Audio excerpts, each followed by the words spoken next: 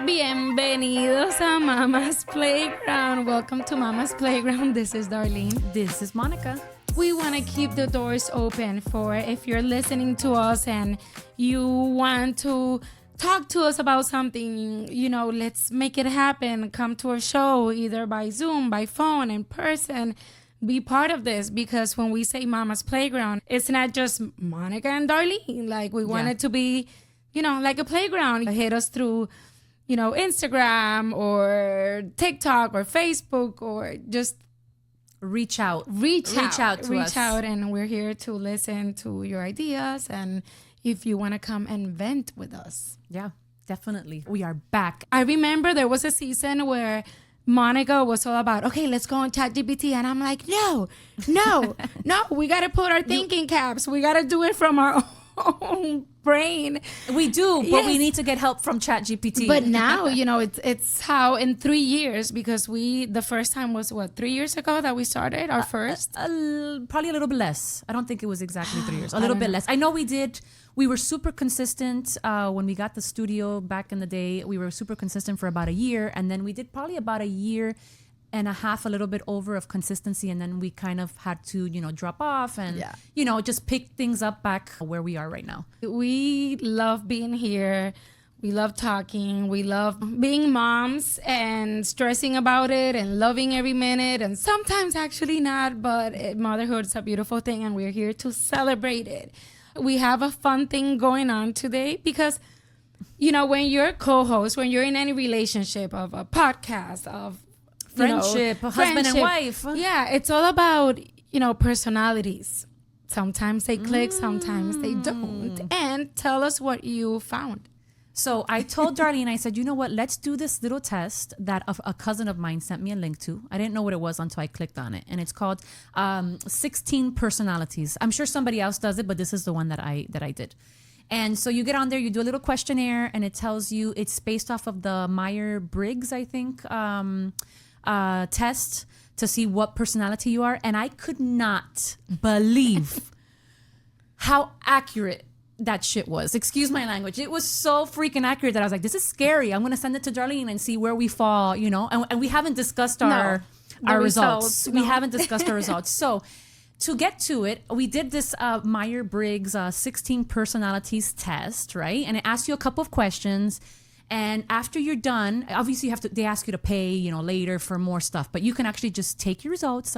16 personalities, and you can put it into AI and you can get more feedback on it. So I didn't do that. I did it. Okay. I did it. And I wanted to put what I got because I want to see how me and Darlene kind of like our relationship, how it maybe how it transpired, how we are here today, that we get along well and so on. Do you have the questions there? Do you remember any in particular? I don't remember. Oh man, there was one. I don't remember the questions. You avoid making phone calls. That was one of the questions. But you see that I don't avoid. And for that one, I was like, interesting, because now I'm not crazy about texting because I usually need my glasses, which I don't have with me. So it's hard for me to text. Blurry, you see me? Yeah. So no, like to read on the phone or anything. And then the fact that you can leave voice notes. So it's like a mini little conversations. Yeah. It's like, I love being able to do that. Making phone calls, not as much, because I don't know. I don't want to bother intervene in somebody's time. It's so much easier just to do the voice note. Yeah, because you can be calling, especially us moms. Like, we'll call each other and it's like, Jacob, Luna. It's better to just communicate when you have the time to say something and to listen. And to be clear in your message of whatever it is you're trying to say. So that question was like, wow, yeah, I don't enjoy making phone calls as much. So getting to the test, right? The 16 personalities. So I'm just going to tell you what I got. There's a couple of them. I think there's like 5 different ones, which I'll pull up afterwards. But I ended up getting, and I'm going to tell you a little brief of what it says. I got your personality is the campaigner, which they give you like the letters that it relates to, right? Which is the E-N and then F as in Frank, P/T. And what it says is campaigners are enthusiastic, very creative, and sociable free spirits who can always find a reason to smile. They embrace big ideas and actions that reflect their sense of hope and goodwill towards others. And then your role is a diplomat. So I'm very much, and I do see myself in that, because anytime there is friction, I always stop and I kind of analyze both, and I become like the diplomatic one in an argument or in any stress, whatever it is. It could be work, it could be friendships. So I do see a lot of that in there. It's a diplomat's focus on empathy and cooperation, shining in diplomacy and counseling. They're imaginative, warm, empathetic, and influential people, often playing the role of harmonizers. And I have found myself a lot doing that. At least, and also I've had friends say, can't you just pick a side? And I'm like, you're no, very political. I am. Oh, no, don't bring that. It's not political. It's just, I always, I'm kidding. no say, I always give like the benefit of the doubt on both sides. So I found a lot of that. And then my social So engagement. you could be a judge. Yeah, but I would never. I would never want to have that on my plate. That's too much. Yeah. But anyways, your social strategy is social engagement. And then it says individuals who prefer the social engagement strategy are restless. I am restless. Perfectionistic. Yes, I can be perfectionistic in some things, not in everything, because other things I really drop the ball.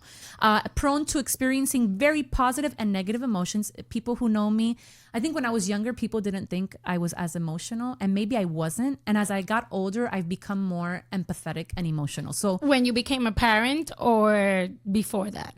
I think before that I was already in that, and then as I became a parent, even more. And then just, kind of I feel, and obviously with maturity, and you start to see that things are not exactly what you think they are, and you start to realize that there's always things behind and layers that you are not even aware of, So I feel like now I could definitely see that. And then it says they're curious and willing to work hard, making them high achievers. I do feel like I put a lot of pressure on myself to achieve things. Oh, yeah. 1,000%. I see that. So anyways, the traits, extroverted, I got basically a 70%. So extroverted, 68%. Intuitive, 66%. The fact that I feel like my feelings, I'm at a 64%. My tactics, which they say it's prospecting, 54%. And then judging, it says that it's turbulent. I don't know. What does that mean? I don't know. It's an identity turbulent. And I'm like, well, I maybe was turbulent more when I was younger. I could still be that way, but I think I've been more como que free-flowing lately. A lot more, try to be a little more tranquil. You have to. Yeah, I think as you learn, mom, you have to. You learn as you get older. It's like they say, choose your battles. It's kind of, it is what it is. Yeah. What I'm curious to see what you got. I'm curious to see what is the one you got. So, but I read, it said that there's a few, I didn't get all the types. There's an introvert, intuitive, thinking, judging, extrovert, sensing, feeling, and perceiving. Yours was the... Well, that was I got the for the actual profile, I got the campaigner. Oh, okay. So I came out as the ENFJT, the protagonist. Oh, so we only have one thing different. Look how funny. You have ENFJT, right? Yeah. I have ENFPT. Wow. So we had to figure out what that difference is, because honestly, we're just... This is very interesting because... I don't know. Who knows if therapists use some sort of this? Because imagine when a relationship is rocky and then you find that one thing that is different and that's what you try to work with. Yeah. No, I'm sure there's some science. There's definitely something behind this because... So we need to see, let's do a project. We need to figure out what is that one thing and then we'll work on it. No, we don't want to be exactly alike. I'm kidding. All right, so I got the protagonist, which means I'm a natural leader and communicator. Mm-hmm. Sometimes I communicate too much, but it's okay. Who inspires and motivates others. That could be scary. Yeah. Well, it depends what are you motivating them on. I'm kidding. No, actually, I like that. Yeah. Highly empathetic and intuitive. Often understanding people's emotions and needs before they express them. You thrive on meaningful conversations and enjoy bringing people together around ideas, causes, or shared goals. Yeah. I feel that I do have empathy. That's one thing that I do have for people. And which in the long run makes me a very emotional person. And I take people's things. I think hormones make us a very emotional person. That's true. That's true. So the challenge for somebody that has the protagonist one, taking on too much responsibility, being sensitive to criticism, avoiding difficult conversations. I feel that as I've grown older, maybe it's because you kind of learn how to let go of things, like Mel Robbins, let them. Things that could bother you in the past, now you're like, you know what, I have bigger problems to worry about. So the avoid difficult conversations, sometimes it's, you know, I don't want to. You don't which is wrong because I feel like, you know, things have to be talked, communicated, right? I need to see if that's where the difference is between you and I. Because we have I have ENFPT and you have a J instead of a P. Yeah. I got to see what that difference is. We got to see. No and judging. It says another challenge that I have, struggling to delegate, which I've talked about this before. Even for my wedding, we hired a decorator and I was not. You were the one got all the controlling decorations. it. Yeah. I very controlling. I did not know that was me until the Bridezilla came out. Yeah. Well, there's a sad thing that Bridezilla comes out when you're trying to get everything perfect for your But wedding. even like, you know, checking Luna's homework, I'm like, okay, I have to make sure that everything's okay. So if Fabian does it, you're like, it's not right. Give it to me. Let me see it. I'm sure. I mean, we're not correcting it. We're just checking. Yeah. He's saying yes.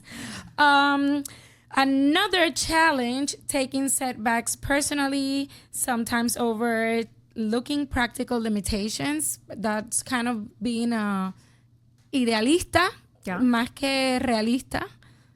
Thinking, you know, everything is beautiful, and it's like, no, think reality.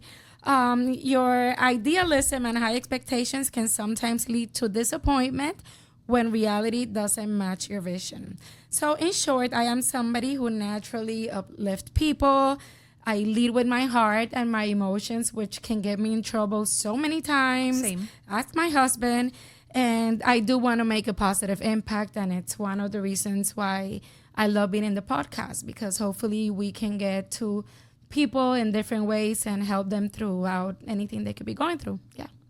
Yeah, I think this test, I think it's something so fun to do, because it's true. It's if you're married, or if you're in a relationship, or if you have a friendship and you have or even your family members, because you know there's conflicts and all that in your families, and you're like, why is so and so like this?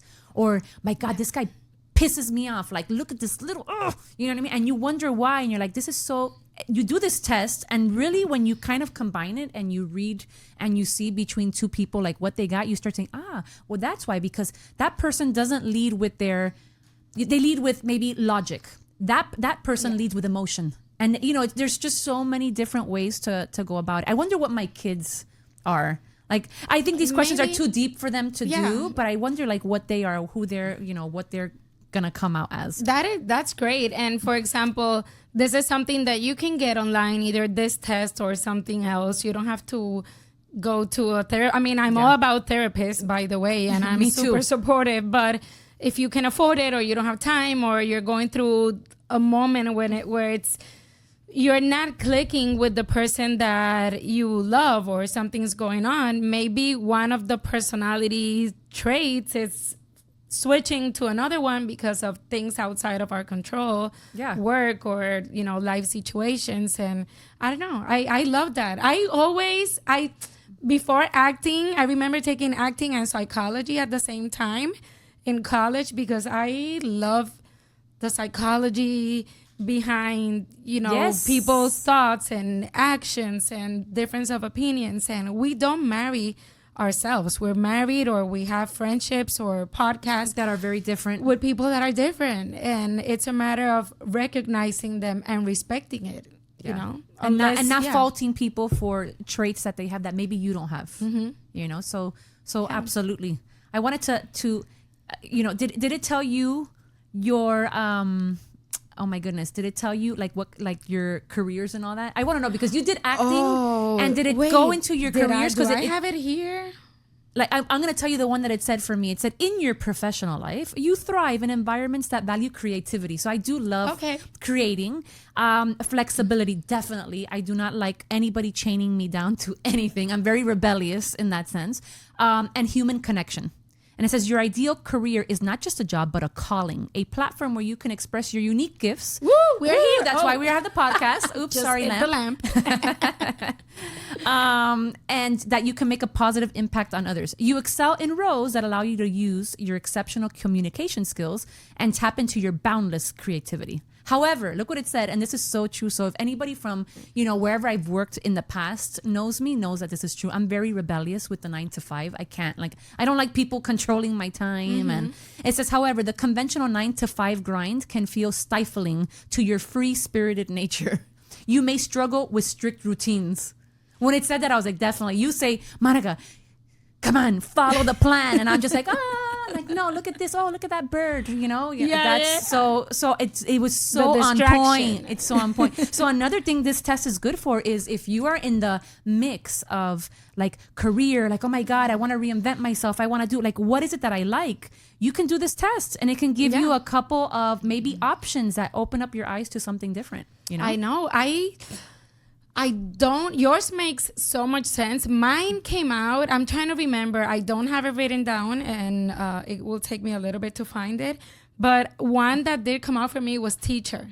Did it? Yeah. But you even said at one point you would do like subbing or something. Let me tell you, and I did it. I did sub twice, and you didn't like it because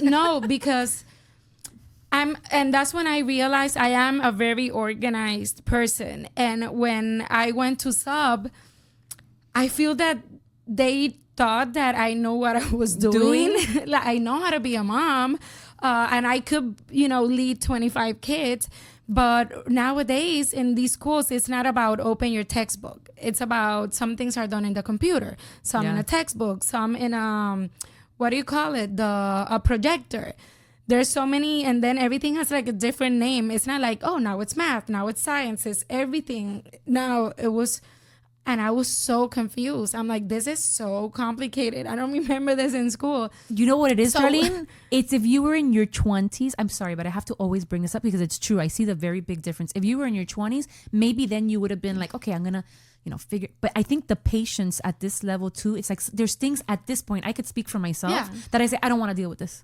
I don't want to deal with it. I'm not doing it. I don't want to deal with it, you know? Where before I probably would have like bent over backwards to learn something. And now it's like, I don't want to deal with it. No, in this case, I did want to because it's okay. In 20 minutes, I'm going to have 24 kids walking into the classroom. And I'm okay. Wait, I don't understand what a lot of things mean.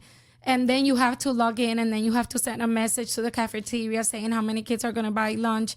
And then it's cookie day. It's a system and process. So I'm like, oh wait, I have to collect money. I have kids coming in with money, and I'm like, what is this for?